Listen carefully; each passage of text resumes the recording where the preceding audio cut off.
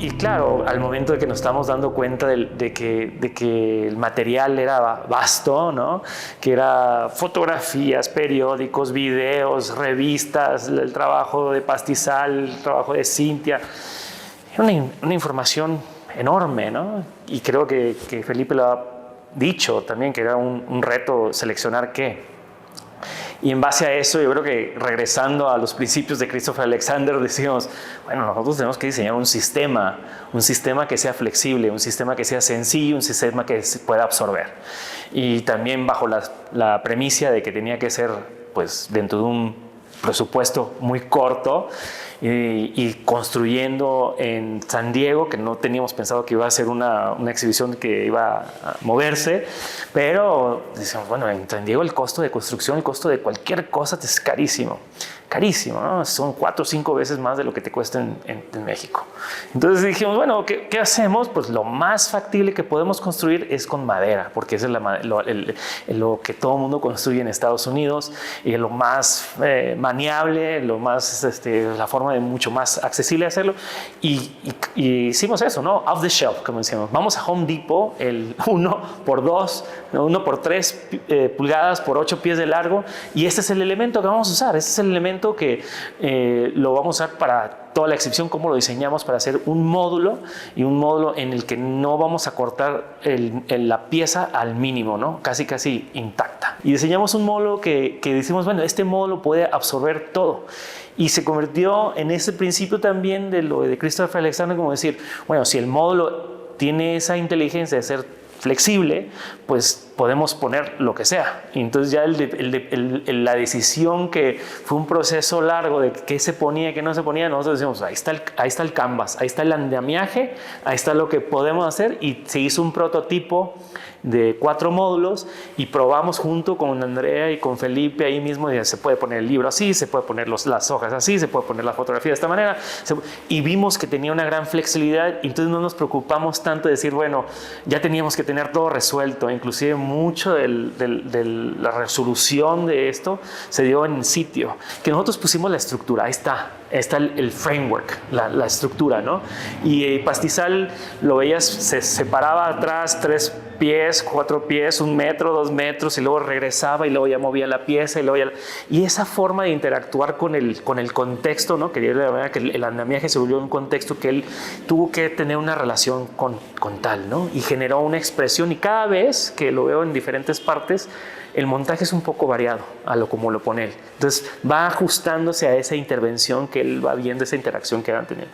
Con Cintia fue un poco diferente, sabíamos que teníamos que tener una plataforma, fueron cosas que sí probamos anteriormente, pero como lo comento, o sea, creo que sí tuvimos una serie de sesiones de lo que podría ser los diferentes puntos y la secuencia de la exhibición, tanto donde estamos ahorita, ¿no? que era como el principio, con la contextualización, después a la teoría y el planteamiento de Christopher Alexander, y después al proyecto en sí y la intervención de los artistas.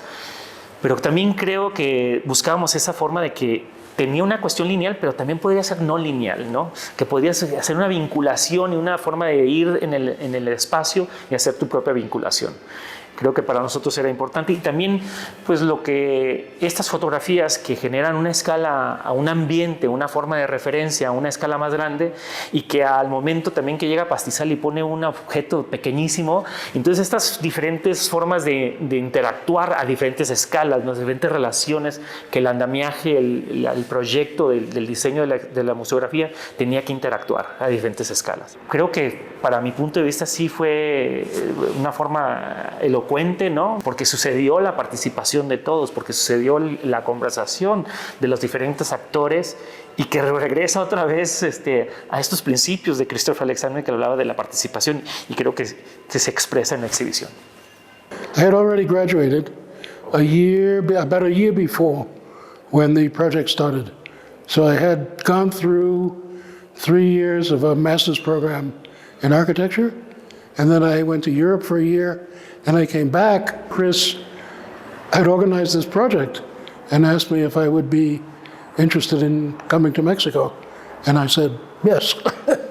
At the time, I was not particularly focused on housing. I think I was focused on building, on participation of people in building, in the small scale of communities, of things that brought buildings closer to people in their understandings, in their spirit, and so forth.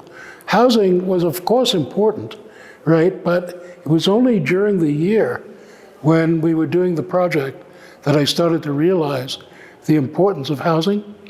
And a lot of that came about through our interactions with the families, right? Because the families, clearly, it was their houses, right? And they needed those houses because they were very young, they had very young children, and they needed good places to stay. And interacting with them was really important in me starting to understand the importance of housing and how housing was really one of the major problems of the world. It was also the time of the first UN Habitat Conference, which happened in Vancouver, right? And we did not go because we were in Mexicali, but I realized there were people from all over the world who were coming to this conference on housing in Vancouver, and we were doing the work in Mexicali. The process of user participation was new. We got the planning department to change the rules for layout of the projects on the site. We got the bank, at least Iztacali, which was the bank that lent the money to the families, to change its policies for making loans, right? So all of these innovations we were doing at the same time. No, it wasn't an artistic intent as much as a everyday life intent. I just was trying to photograph the ordinary things that people were doing in the construction of these houses, right? So it was putting down the floor or adjusting the size of a window or stretching the burlap over the wooden basket. And all these things were ordinary parts of the process. And that's what I was trying to photograph, just as much as I could of the ordinary processes of building the houses. But I don't know whether I wasn't explicitly thinking about them in aesthetic terms as much as I was in trying to record everything for just the, I don't know what you want to call it, the project record. You know? The photos I provided, I had not seen in a long, long time, because the photos that I used in my lectures, that were used in the book, I knew these photos, but when I got a request from Insight to provide my photos, I had to look for them in my drawers, and I sent everything I had to Carmen, right? And I was actually amazed when I looked at them that there was so much information there that I didn't remember, or that had a feeling to it, which was not in the pictures even that appeared in the book. They were a little bit rough, a little bit, you know, a little bit like this, but that roughness and that I don't know, sense of reality on the ground, so to speak, turns out, I think, in the exhibition to be really important. I still believe very strongly that houses are critical for people.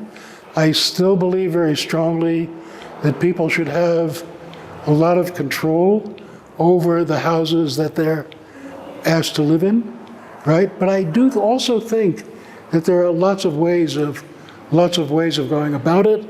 I think there are lots of hybrid processes, right, where it's not necessarily the case that what we did in Mexico, in other words, every corner is laid out by the family, is done that way, right? I think that it's possible to have a hybrid between a house where the basic house is designed by the architect, but the family, once it moves in, can start to shape it to their own needs, right? But mainly, we need places for people to live, and we don't. And the whole economic situation with respect to housing has got to change, right? Because, and I say this to my students, 98% of the buildings in the world are houses that people raise their families in. And architects are looking not at that 98%, but the 2% that are left. And this is a problem. It's a major problem. I make a distinction between housing and dwelling, right? And that housing is, to me, more like storage. And dwelling, to me, is more like overall life. And we have to really think about it like that.